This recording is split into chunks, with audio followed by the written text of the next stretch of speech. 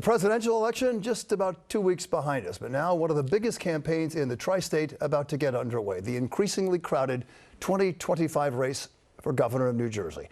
Today, Congresswoman Mikie Sherrill officially entered that race, and she's joining a rather growing field of prominent Democrats. You see them right there, names and pictures.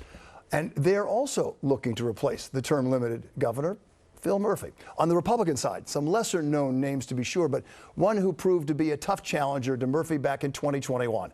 Digging deeper into the state of the race for us, here's New Jersey reporter Anthony Johnson. If you thought the political season was over, think again. The field of Democratic candidates for Jersey governor continues to swell, with Congresswoman Mikie Sherrill tossing her hat into the ring. In New Jersey, we don't whine, we work. The race for the state's top office now has 6 Democratic candidates. I think what I can bring to Trenton is kind of new leadership and this fresh perspective, this understanding of what it takes to lead. She is the second member of Congress to join the fight to replace Phil Murphy as governor.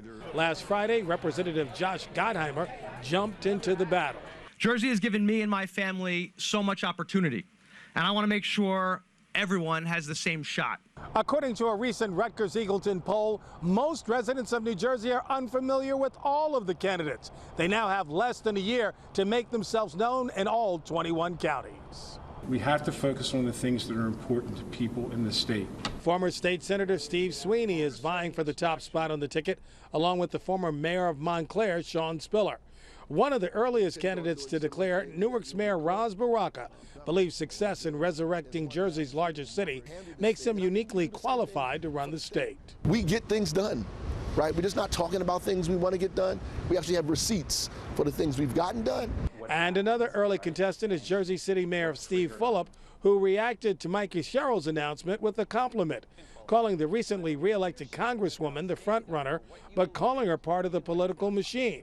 Fulop states, "I can't believe someone can actually run a re-election campaign like she did, telling people she wants to fight in Congress against Trump and then bail the following week before even being sworn in." But again, that is machine politics in New Jersey for you. Stay tuned, because the 2025 governor's race is gearing up to be a fight to the finish. In Leona, New Jersey, Anthony Johnson, Channel 7 Eyewitness News.